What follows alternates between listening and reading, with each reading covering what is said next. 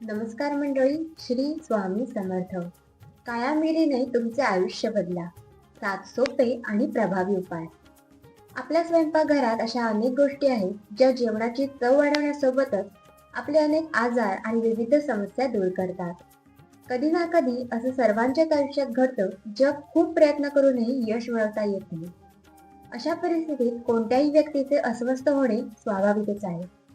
ज्योतिषशास्त्रामध्ये आपल्या स्वयंपाकघरात असलेल्या गोष्टींचे असे काही उपाय सांगण्यात आले आहेत, ज्याद्वारे आपण आपल्या जीवनात यश मिळवू शकतो. यापैकी एक आहे काळी मिरी. काळ्या मिरीशी संबंधित काही खास युक्त्या आणि उपाय आज आपण जाणून घेऊया. पहिला उपाय.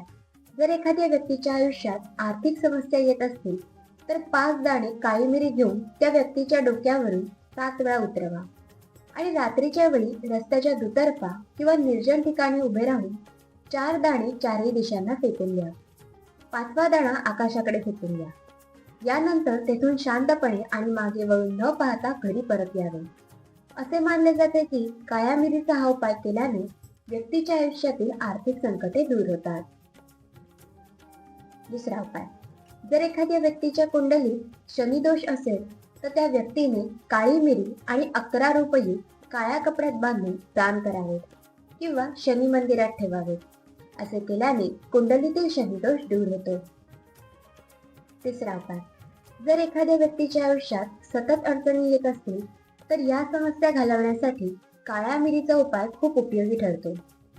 यासाठी तुम्हाला अमावस्येला किंवा पौर्णिमेच्या दिवशी थोडी काळी मिरी घेऊन संपूर्ण कुटुंबातील सदस्यांच्या डोक्यावरून उतरवत ओम क्लीमचा जप करावा.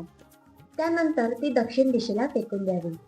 असे केल्याने तुमच्या घराची प्रगती होईल आणि तुमच्या जीवनातील संकटे दूर होतील. चौथा उपाय.